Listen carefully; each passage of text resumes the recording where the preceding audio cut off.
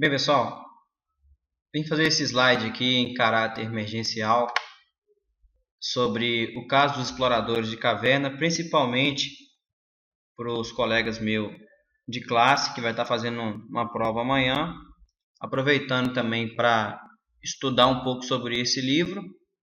Então eu fiz um resumo bem sintetizado sobre os principais pontos do livro, o que a história do livro conta e a aplicação que tem para o nosso ordenamento jurídico aqui no Brasil.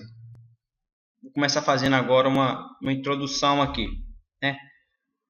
O livro basicamente trata do embate jurídico sobre o direito natural contra o direito positivo.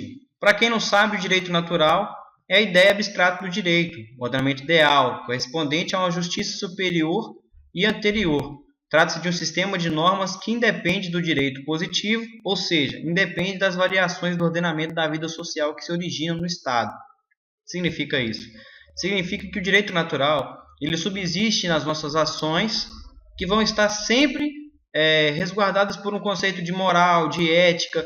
Tudo isso é o senso de justiça que nós temos, né? Enquanto o direito positivo é o conjunto de normas que apresentam formulação, estrutura e natureza culturalmente construídas. É a instituição de um sistema de regras e princípios que ordenam o mundo jurídico.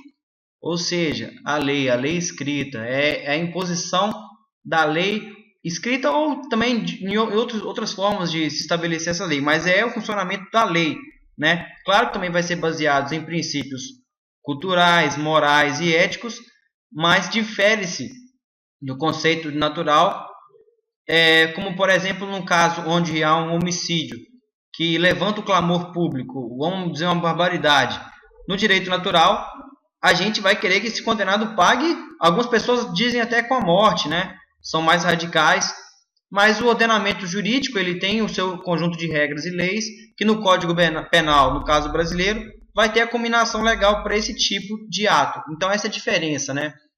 A lei vai ser aplicada da forma que está escrita, no caso do Código Penal, mas a nossa concepção, no senso de justiça, né, vai ser aplicado, ao nosso ver, nesse conceito moral. Mas entrando no mérito do livro aqui, né? O livro acontece no ano de 4300. Essa simbologia de 4300, né, nos leva a um eterno debate, porque o livro é todo baseado nesse debate que vai haver entre o direito natural e o direito, no caso positivo, que vai estar vendo esse debate, né? Vai ver mais para frente com o andamento desse resumo.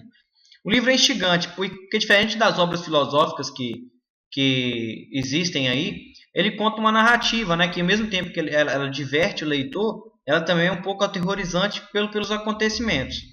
Evidencia uma dificuldade que gera-se na aplicação do direito frente a um caso que é muito complexo, que é o caso dos exploradores, né? É um caso fictício, conta a história de 5 homens, membros de uma sociedade espeleológica.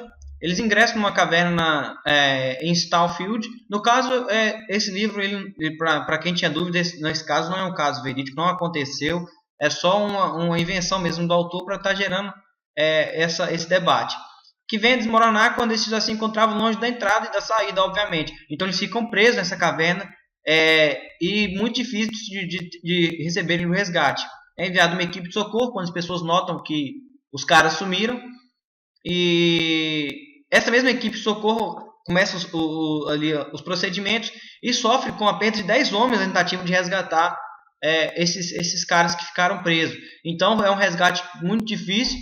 Enquanto isso, o tempo está passando, eles estão comendo, né, se alimentando e esgotam o estoque de comida que tinham.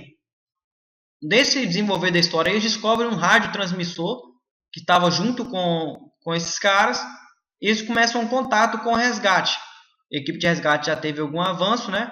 Eles conversam sobre a atual situação e chegam à conclusão que não há forma de sobreviver até o fim do resgate. Em contato com o médico, eles falam a quantidade de comida que eles têm e o médico fala, é impossível de você sobreviver.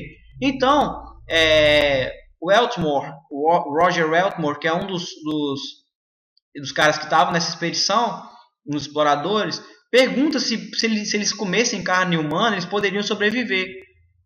o médico meio que, né, daquele jeito, né, não querendo responder, ele fala que sim, que é possível eles sobreviverem. Então, o Eltimore sugere aos companheiros, e todos concordam, eles fazerem uma votação ali. Uma votação ou não. Se jogam na sorte no dado, e quem saísse seria o cara que servia de janta para eles, né, que seria alimentado. Pouco antes de realizar o sorteio, o próprio Eltimore quis adiar para mais uma semana, mas os caras não gostaram e falaram que estava quebrando o contrato. Então ele teve ali uma pessoa representada, né, jogando dado por ele, né, mas ele fiscalizou e tal, então ele acabou tendo que concordar com os termos. E para a falta de sorte dele, ele acabou sendo sorteado e foi alimentado. Não, o livro não conta detalhes, porque eu também não acharia necessário, mas ele é alimentado pelos seus colegas de expedição ali. 7 dias depois, a equipe de resgate alcança os caras que sobraram, os 4, né? E depois que resolvido, eles passam por um tratamento psicológico, blá blá blá blá blá, eles vão então a julgamento. Essa que é a parte interessante e que aos meus colegas aí eu diria que talvez o que mais vai cair de pergunta vai ser relacionado a essa parte jurídica da história, obviamente aí, que é desenvolvida mais para o final do livro. Principalmente a parte da Suprema Corte ali onde que acontece o julgamento dos magistrados, né, dos ministros. Então eles vão a julgamento no tribunal do júri, no qual eles são culpados por homicídio doloso e condenados à forca, porque a Constituição que regia no local onde eles foram julgados dizia que o crime de homicídio ele deveria ser pago com a vida. Então o cara que matasse no regimento lá da lei penal, no caso da época, né, onde eles viviam e no local que eles viviam, diziam isso, que o cara que cometeu esse tipo de crime ele era condenado à morte. Como a única exceção que existia competia ao chefe do Poder Executivo, tipo assim, ele poderia, no caso, através de clemência, conceder esse subsídio para o cara se salvar, para os caras, no caso, né? Então, dissolve-se o tribunal do júri, que no caso eles foram julgados por um tribunal do júri instituído, que eles participaram de todo o procedimento, e também o próprio juiz que deu a sentença primária, ele também envia esse pedido ao chefe do Poder Executivo, que pede para que a pena de forca fosse comutada, ou seja, fosse transformada em prisão de 6 meses, ou seja, os caras não morreriam mais se o presidente, o chefe do executivo, ele autorizasse, né, essa comutação de pena. Mas houve um imbróglio lá e acontece que esse julgamento chegou ao tribunal de segunda instância, onde houve uma avaliação dos ministros. E a gente fez aqui no slide uma síntese, gente. Está vendo que o slide é bem simples mesmo, eu não tive muito tempo de fazer nada demais, não. É mais para ajudar mesmo, se vocês quiserem voltar aos slides e ir pausando, vocês podem fazer isso, eu vou colocar na descrição do vídeo. Abaixo vocês podem conferir os links dos resumos que eu tirei da internet. E o próprio livro é bom vocês lerem, é importante. E no caso, então aqui eu vou fazer a análise dos julgamentos de cada um deles aí. É claro que foi um voto muito mais complexo do que isso, mas fazendo aqui em síntese, porque eu acho que o mais importante está aqui. Primeiro, o Foster, que é um dos ministros, né? Ele propôs que os acusados não poderiam ser condenados, ou seja, ele foi contra a condenação de morte, pois as leis legais não se encaixavam no caso, segundo ele. O que na realidade não acontece, né, gente? Porque a própria Constituição no caso aqui fala que a pena de morte ela tem que ser incumbida. Então o Foster foi muito radical para o lado do direito natural, que é o embate do livro, direito natural versus direito positivo. Então ele disse que como as leis legais são para a sociedade, os 4 réis não estavam numa sociedade. Então as leis legais perdem valor e entram as leis naturais. Aqueles homens só fizeram aquilo para garantir a própria sobrevivência, o que não faz muito sentido no que o retrato do livro, não, entendeu? O Tetting, ou Tetting, como queiram, combate fortemente o argumento de Foster, pois não se tem conhecimento dessas leis naturais, segundo ele aí. E quando é que essas leis naturais começaram a valer, antes ou depois de matarem o Edmund? Então é uma pergunta que é feita, e no final ele se encontra numa controvérsia emocional, porque ele parte até... Ele tem uma certa afeição, uma simpatia pelos caras, ao mesmo tempo que ele é confrontado diretamente com a lei que vigora, né? Então ele de um certo ponto ele gosta dos caras, mas ele não se abstrai ali de votar a favor da pena de morte, né?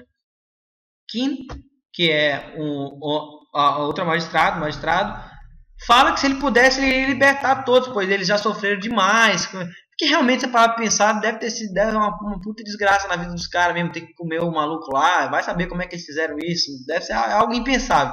Mas como seu trabalho não é moral e sim legal, ele necessita aplicar a lei. A lei diz que todo homem que matar outro vai cumprir com a pena de morte, ele acusa os réus, ou seja, mais um voto contra. Então já se interam aí 2 votos contra 1. Rende, que é o último magistrado a votar, levanta as valides do acordo feito na caverna. Ele fala assim, pô, os caras acordaram entre si, né? Se eles fizeram um acordo entre si, eles estavam com um contrato estabelecido, onde estava certa a morte de um deles. Então, não houve por parte do nosso caro Welch Mori uma indefesa, porque ele estava de acordo com a própria morte. Ele próprio sugeriu.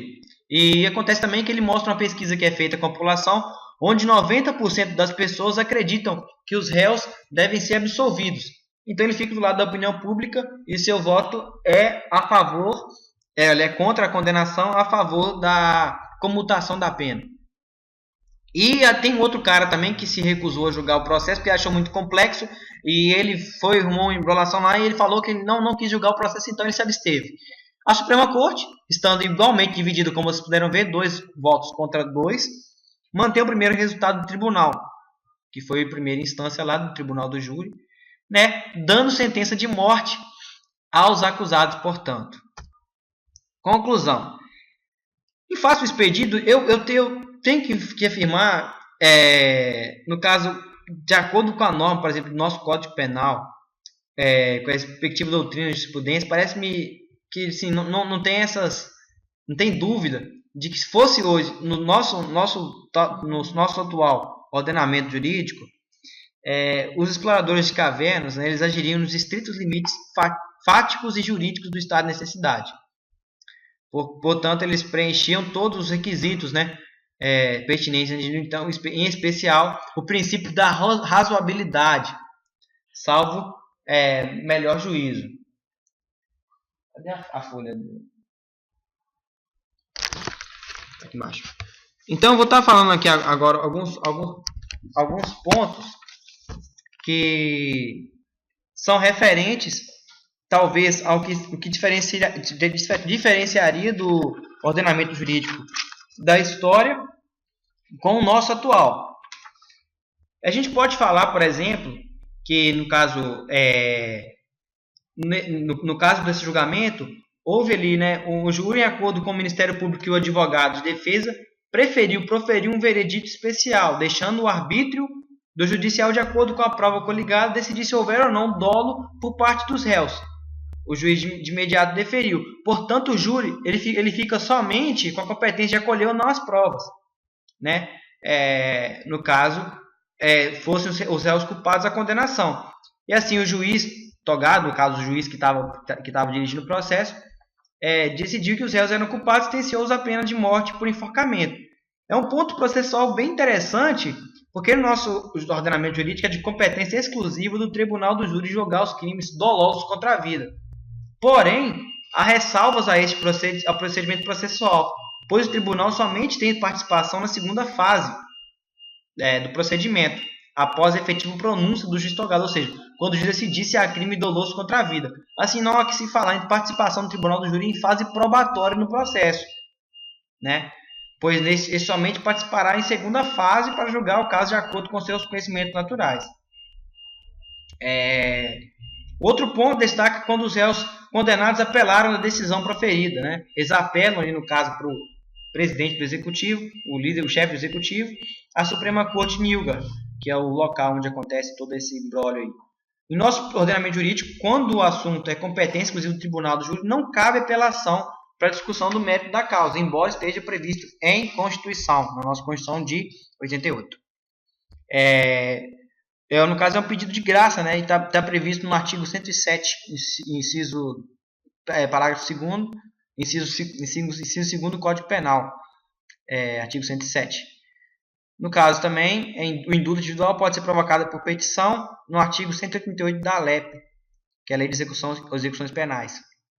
Então, pessoal, tem algumas semelhanças e tem algumas diferenças do nosso ordenamento jurídico aí, mas no caso da Constituição, no artigo 5º, fala que a lei não exclui a apreciação do Poder Judiciário, no seu inciso 35, ou seja, o ministro técnico, ele se absteve, e é uma diferença porque no nosso ordenamento o cara não pode se abster de julgar um caso, jamais, né? O juiz togado não pode se abster de julgar como órgão da justiça, né? É obrigação dele julgar. Também está previsto a indeclinabilidade no artigo 126, o caber-lhe-á aplicar as normas legais não havendo recorrer à analogia aos bons costumes e aos princípios gerais do direito. Enfim, essa parte que é importante, mas não é tão relevante quanto a avaliação do caso, né? Cada um de nós podemos obter aí, cada um com a sua avaliação. A minha opinião é de que realmente o estado de necessidade ele valeria aí e não poderia haver condenação desses caras no nosso ordenamento, que está bem especificado no Código Penal, né, pautado no artigo 23, vocês podem dar uma olhadinha, que fala: considera-se em estado de necessidade quem pratica o fato para salvar de perigo atual quem não provocou por sua morte, ou seja, nem podia de outro modo evitar o direito próprio ou alheio cujo sacrifício na circunstância não era razoável exigir-se. Mas tem que haver alguns requisitos, como perigo atual, não manifestação de vontade, inevitabilidade do perigo e não razoabilidade, né? Então, nesse caso, vocês podem estar analisando aí por que não haveria a pena recairia sobre eles. Dá uma estudada aí nesse estado de necessidade que o professor pode perguntar para você, no caso do nosso colega de classe aí, por que na nossa opinião, no ordenamento atual, não seria válido esse julgamento. Você pode estar usando os argumentos que eu te falei aqui durante o vídeo. Se você não entendeu, você volta na minha explicação. Se você não continua sem entender, desiste, filho, porque eu não vou conseguir te explicar tudo não. Em tese, dá uma lida nos resumos que eu vou postar nas observações. E no mais é isso, pessoal. Agradeço aí vocês por terem acessado.